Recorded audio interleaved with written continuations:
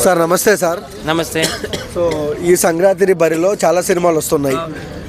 అఖండ వస్తే పరిస్థితి ఏంటి? ఎందుకంటే అఖండ రిలీజ్ డేట్ ఇంకా అనౌన్స్మెంట్ ఇలే కదా. అఖండ మూవీ అందుకే ఆపేస్తారేమో అనిపిస్తుంది నాకు.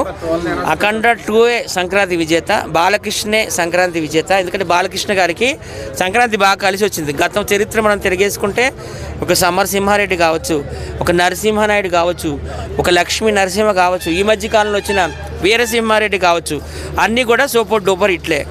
సో సంక్రాంతి బరిలో చిరంజీవి గారు ఉన్నారు, బాలకృష్ణ గారు ఉన్నారు, ప్రభాస్ గారు ఉన్నారు, రవితేజ గారు ఉన్నారు.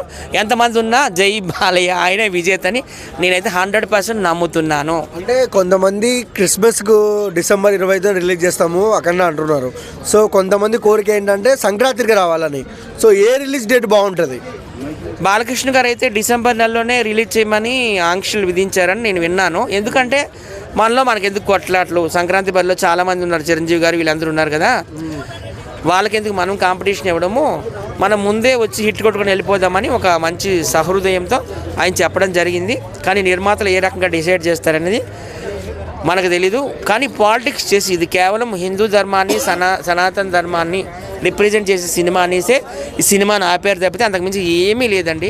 ఈ మధ్యకాలంలో హిందూ టెంపుల్స్ పైన కావచ్చు, హిందూ దేవతల పైన కావచ్చు, హిందూ సినిమాల పైన కావచ్చు, అయ్యప్ప మాలలు వేసుకున్న వాళ్ళపైన కూడాను దాడులు అన్నీ జరుగుతున్నాయి.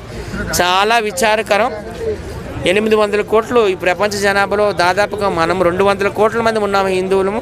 అందులో 50 కోట్ల మందిని మతాలు మార్చేశారు, మదర్ తెరిసా లాంటి వాళ్ళు. సో 150 కోట్ల మంది ఉన్నాము.